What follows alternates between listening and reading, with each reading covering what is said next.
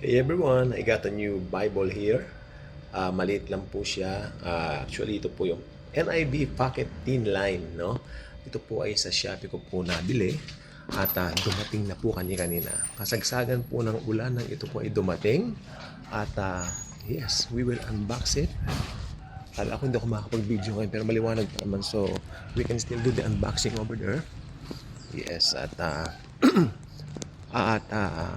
maganda po kasi yung may mga Bibles din tayong maliliit na nakalagay po sa ating pong mga bags, no?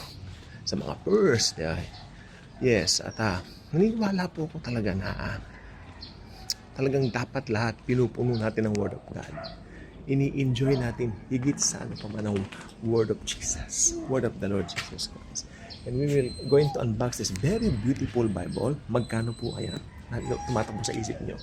Magkano po ba ito? Ito po ay NIV Pocket Thin Line Bible. Usong-uso po ito. And I think this one came out in 2021 pa, no? At ewan ko what, naisipan ko pong bumili po nito dahil meron po akong Thin Line Bible na matagal na po. No? Lagi po nasa bag ko lang po yun. Pero ito po, yes, sabi po rito comfort print. Naka-comfort print po ito. So, ano po bang NIV comfort print? Ang comfort print po ay masarap po sa mata. Hindi nakaka-eye strain, no? So, ano pang sinasabi ko ito? Baka, kasi 10 minutes lang po sa TikTok eh. So, unbox na po natin.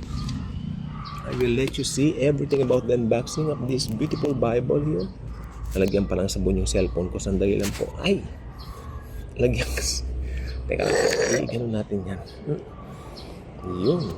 So, I'm gonna let you all see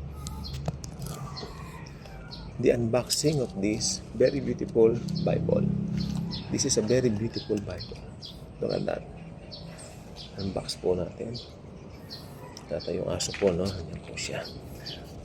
Again, ito po ay nagkakahalaga po ng 1,930 something, no?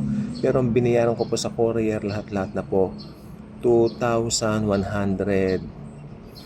yata, mga ganun. Kalimutan ko na po, pero kanina umuulan po kasi kanina. Ito po ay napakamura na po, no? Kung yun po ang halaga lang po na yun, dahil ang ganda po nito. The best po ito.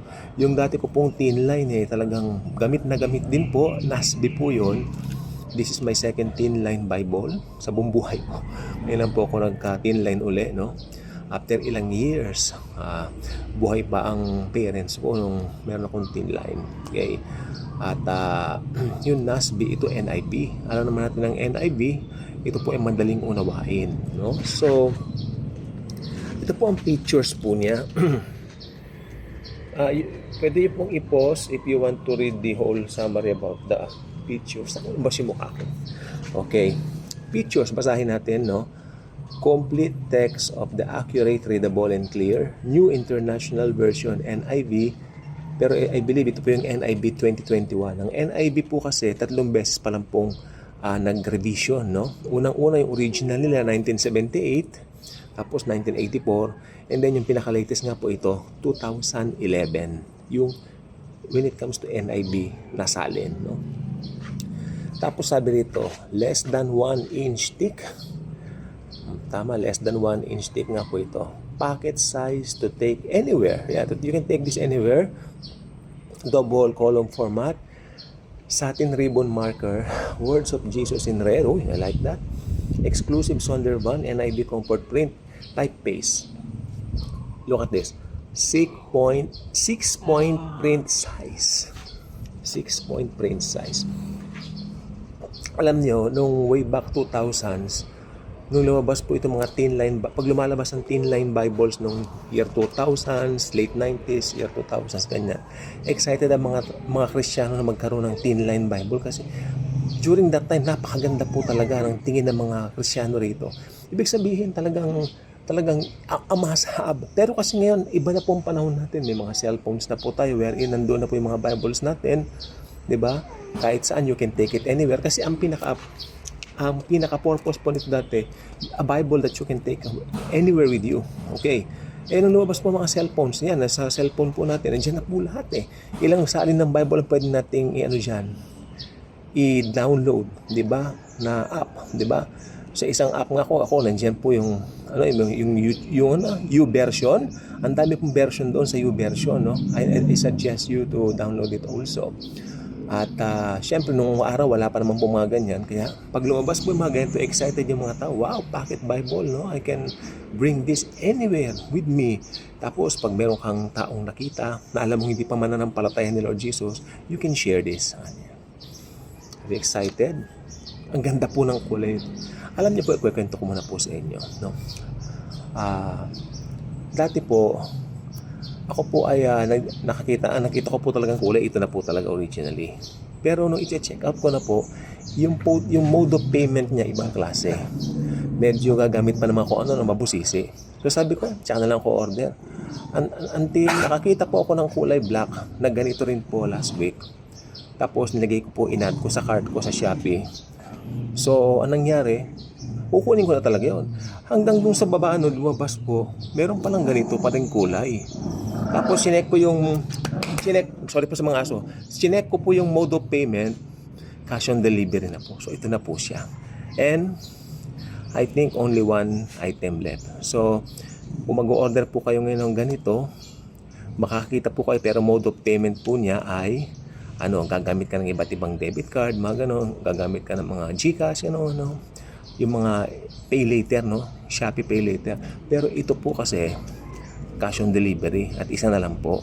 Siguro maghintay kayo ng konting panahon kung gusto niyo itong kulay na to. Pero kung cash on delivery po talagang gusto niyo, yung kulay itim po na ganito ang available ngayon kasalukuyang ito while recording of this, as of the recording of this video. Ang nasa Shopee po ay kulay black, itim po. Okay? So pasensya na po sa mga aso. Medyo nakakapikon lang po talaga eh. Sinusundan ako nila eh, no? I'm doing something here. OMG. Okay lang po. Punta na po tayo sa unboxing. Si Lord na po magpapatila sa kanila. Hindi sila masyadong maingay. I'm doing something here. Ang gugulo ninyo. Okay. So, look at that. Very beautiful. Lalo yung kulay niya. The color itself. Very beautiful. Brown. Yan po siya. Yan po. Yan po. Look at that. Ito yung comfort print. The words of Jesus are in red.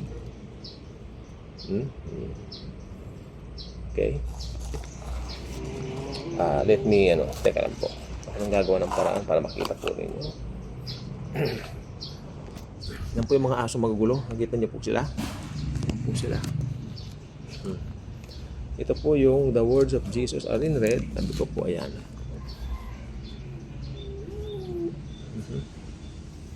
Maganda po siya.